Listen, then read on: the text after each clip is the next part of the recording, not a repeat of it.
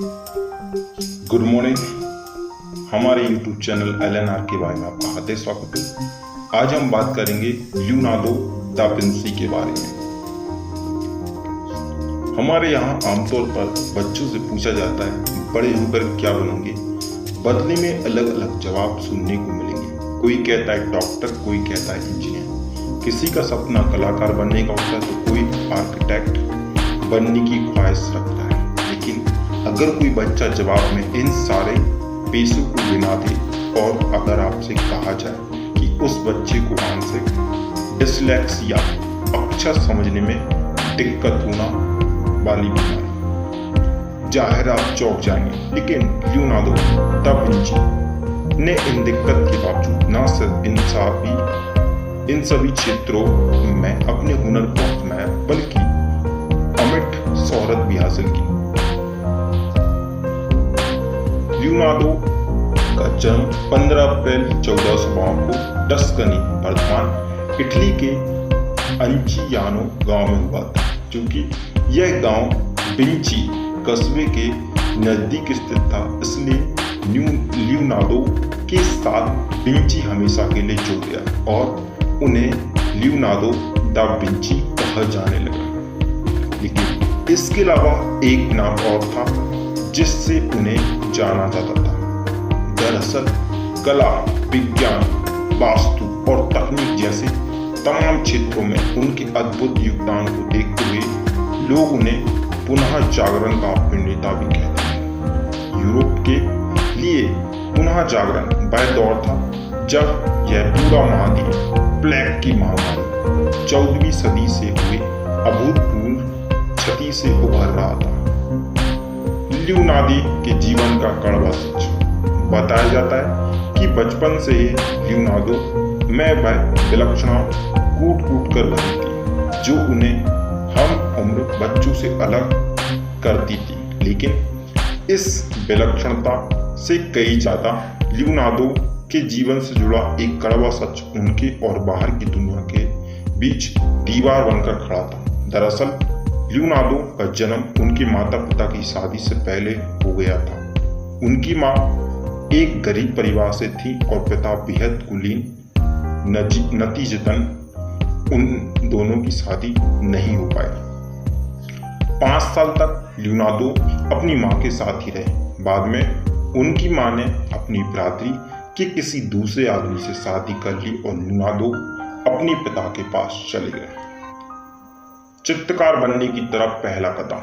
अपनी पहचान को लेकर झिझक और पढ़ाई लिखाई में मन न लगने के कारण लियोनार्डो स्कूल से ज्यादा वक्त नजदीकी जंगल में घूमने फिरने में गुजार देते। वहाँ पक्षियों से लेकर झरनों तक हर वह चीज जिसे लियोनार्डो घर नहीं ले जा सकते थे उसकी तस्वीर बनाकर वे अपने साथ रखने लगे।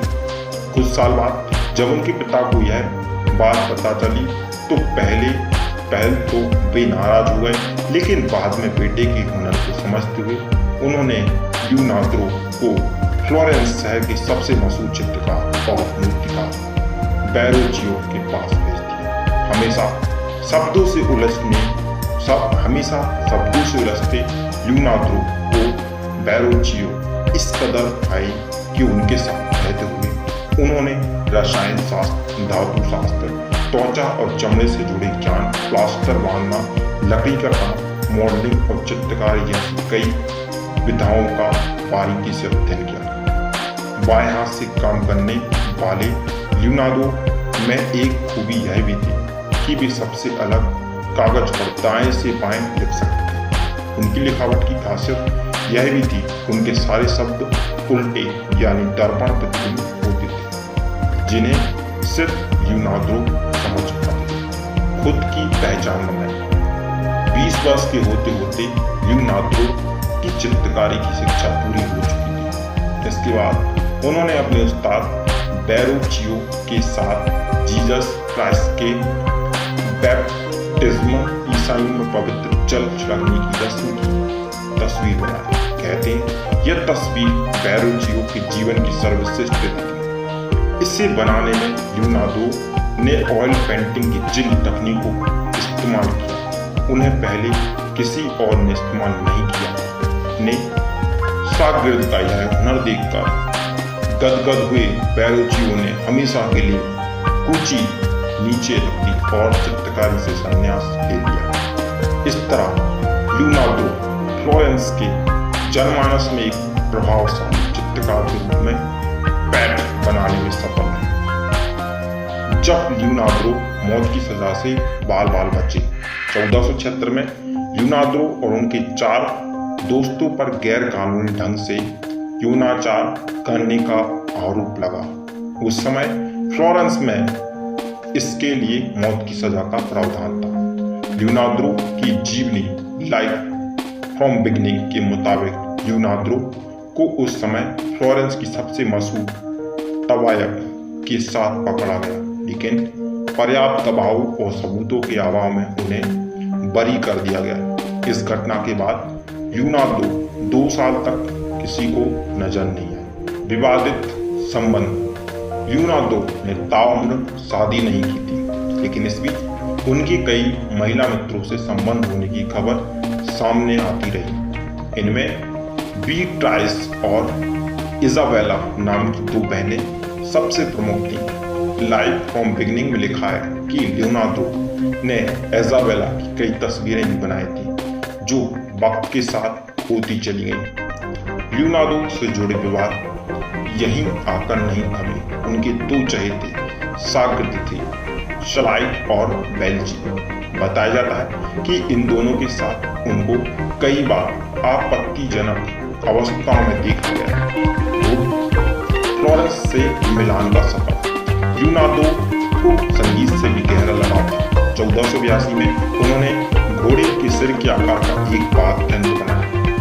इसे डी फ्लोरेंस के ड्यूक सामंत जैसी एक पदवी लियोनार्दो से बेहद खुश हुए और उन्होंने वह उपकरण बतौर तोहफा मिलान के ड्यूक के पास भिजवाया। इसे खुद लियोनार्दो लेकर गए थे।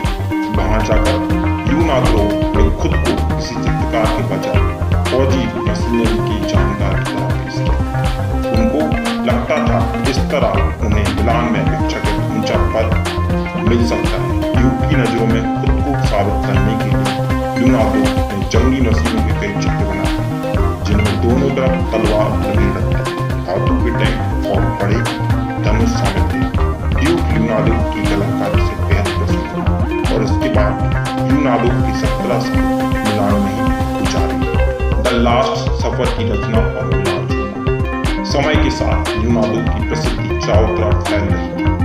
उस जमाने में ड्यूक नाम मात्र के शासक होते थे। सारा नियंत्रण पोप और चर्च के हाथों में है। इसलिए राज संरक्षण पाने वाले सभी कलाकारों को उसी तरह की कृतियों की रचना करनी होती थी, जो धार्मिक होने के साथ साथ चर्च की स्वीकार हो। इसी दौरान 1490 के दशक में लियोनार्दो ने द लास्ट सफर नाम की एक रचना पूरी की, जिसके लिए उन्हें हमेशा याद किया जाता रहेगा। इस चित्र में ईसा मसीह जीसस अपने 12 शिष्यों के साथ सफेद चादर बिछी एक मेज पर रखे भोजन को ग्रहण करते हुए नजर आए। बताया जाता है कि जूडास नाम का एक अनुयायी भी इस समय भोज में शामिल था, जिसने आगे चलकर ईसा मसीह को धोखा दिया। जीसस इस बात को जानते थे। बाइबल के मुताबिक वे कहते हैं, तुम लोगों में से कोई एक विश्वासघात करने वाला। ये शब्द सुनकर उनके अनुयायियों में हलचल मच जाती है और वे इस पर अलग अलग तरह की प्रतिक्रियाएं देते हैं। बताया जाता है कि उन्हें क्षणों की कल्पना करते हुए लियोनार्दो ने इस तस्वीर को उकेरा था। कहते हैं इसे बनाने में लियोनार्दो की तकरीबन 3 साल का समय लगा। द लास्ट सफर की खासियत यह है कि इसमें सभी अनुयायियों के चेहरे पर भाव भंगिमाएं बिल्कुल स्पष्ट दिखाई देती है। वे एक दूसरे के निकट और जीसस से दूर है। दूसरी तरफ इस तस्वीर के मध्य में जीसस है, जो अपने अनुयायियों से घिरे हुए हैं। इसके बावजूद बिल्कुल अकेले दिखते हैं। इस तरह के गूढ़ संदेशों के चलते इस तस्वीर को दुनिया भर में एक अलग ही स्थान प्राप्त हुआ। लेकिन द लास्ट सफर लियोनार्दो की अंतिम रचना नहीं थी। इसके बाद वे ड्यूक की पसंद की कलाकृतियां बनाते रहे, लेकिन 1499 में जंग के दौरान फ्रांसीसी सेना ने मिलान में प्रवेश किया तो ड्यूक और उसके परिवार के साथ लियोनार्डो को भी यह शहर छोड़ना पड़ा। उस अद्भुत कृति की रचना जिसने लियोनार्डो को अमर कर दिया। मिलान को छोड़े 4 साल हो गए थे। लियोनार्डो ने एक बार फिर अपनी कोची उठाने की ठानी। शायद उन्हें अंदाजा रहा हो कि भविष्य में यही कृति उनकी पहचान बनने वाली है।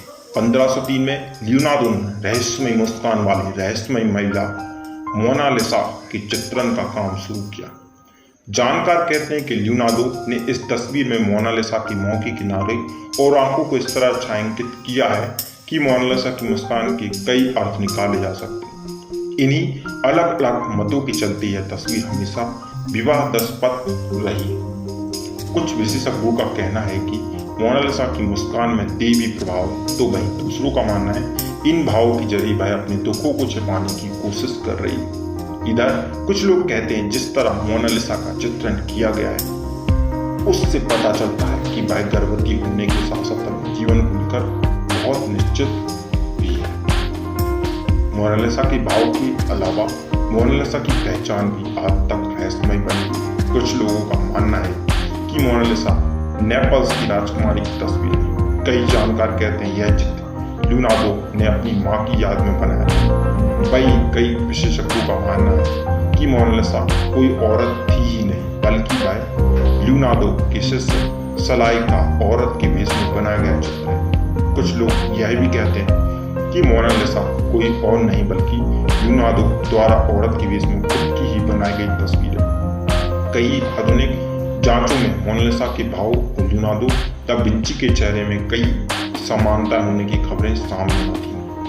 इन रहस्यों के अलावा मोनालिसा के कई और मायनों में भी खास है। कई जानकार कहते हैं इस तस्वीर को लियोनार्डो ने 1506 तक तैयार कर लिया था, जबकि कुछ लोग को यह मानता है कि वे इस तस्वीर में मोनालिसा के होंठों को 1517 तक बनाते रहे। इसके अलावा यह तस्वीर अपने आप में ऐसा पहलुदान है जिसमें किसी विषय वस्तु के पीछे काल्पनिक प्राकृतिक दृश्यों को घेरा गया है। साथ ही जब आप इस तस्वीर को गौर से देखेंगे तो आप पाएंगे कि लियोनार्डो ने क्षितिज की रेखा को आम तरीके की तरह मोनालिसा के गर्दन के पीछे बनाने की बजाय उसकी आंख के पीछे बनाया। यह एक ऐसा तरीका है जो मोनालिसा के भावों को और रहस्यमय बना देता है।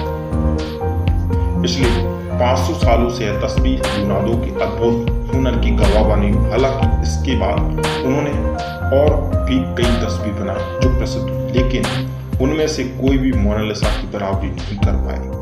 बाद के वर्षों में लियोनार्डो ने Virgin and Child with Saint Anne नाम की एक तस्वीर बनाई थी जो काफी सराही गई थी। इस तस्वीर में एक जीसस को एक मेमने के साथ खेलता दिखाया गया। लियोनार्डो मानते थे कि किसी भी चित्रकार को चित्रकारी के लिए सिर्फ 2 विषय वस्तु चाहिए होती, एक तो कोई इंसान और दूसरी उसकी दूर की चाह, विज्ञान से जुड़ाव। लियोनार्डो दा विंची अपनी प्रतिभा को सिर्फ चित्रकारी तक समेट कर नहीं रखा बल्कि विज्ञान के क्षेत्र में उन्होंने जमकर हाथ आजमाए। वे कला और विज्ञान में कोई फर्क नहीं समझते थे। उनके नजरिए में दोनों ही विषयों की अहमियत बराबर थी। लियोनार्डो का मानना था कि विज्ञान पढ़ने वाला व्यक्ति हमेशा एक बेहतर कलाकार साबित होता है। अपनी बात को साबित करते हुए विंची ने अपने जीवन काल में वनस्पति शास्त्र, प्राणी शास्त्र, जीव विज्ञान, भूगर्भ शास्त्र और द्रव विज्ञान सहित ज्ञान के कई क्षेत्रों में अध्ययन किया। इन विषयों का अध्ययन करते हुए लियोनार्डो मनुष्य समेत जानवरों के मृत शरीरों का प्रयोग कर अंगों की कार्य प्रणाली समझने की कोशिश करते थे।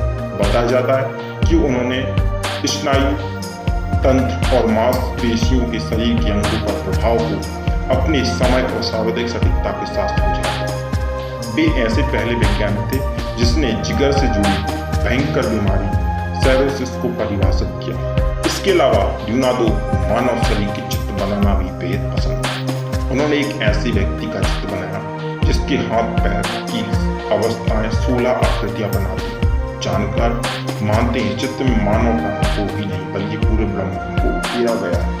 इसके अलावा लियोनार्डो को प्रकाश की, भौतिकी, रसायन शास्त्र, उड्डयन विज्ञान, अभियांत्रिकी और ज्यामिति शास्त्र में भी महारत हासिल की। उन्होंने इस जमाने में सफलतापूर्वक आज की मशीनों की कार्य प्रणाली की मूल अवधारणा को प्रतिपादित कर दिया था। इनमें पुली, क्रैक, गियर आदि शामिल है। उन्होंने विमानों के अलावा पैराशूट और ग्लाइडर की कार्य प्रणाली की भी कल्पना की थी, जिनकी कार्य प्रणाली आज के विमानों से काफी मिलती जुलती है। हालांकि लियोनार्डो की खोजों को उस समय के विद्वानों ने नकार दिया था। इसकी वजह थी उन्हें तत्कालीन लैटिन भाषा नहीं आती। फिर भी विलक्षण प्रतिभा के धनी लियोनार्डो दा विंची ने कभी हालात से हार न मानी और अपनी चित्रकारी के साथ साथ अपनी सोच हमेशा जारी रखी। हाँ, यह बात और है कि साधारण ढंग से इतने क्षेत्रों में छोटी बड़ी कई देने के बावजूद लियोनार्डो दा विंची अपनी उपलब्धियों को खासे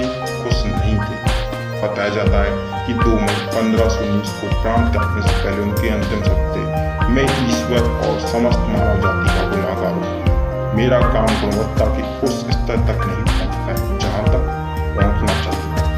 अगर आपको हमारा वीडियो पसंद आए तो प्लीज़ हमारे यूट्यूब चैनल LNR किरण को लाइक करें, शेयर करें और अपने फ्रेंड सर्कल में जरूर शेयर करें ताकि वो इसी तरीके से इंटरेस्टिंग वीडियो देख सकें। Thank you for watching my video.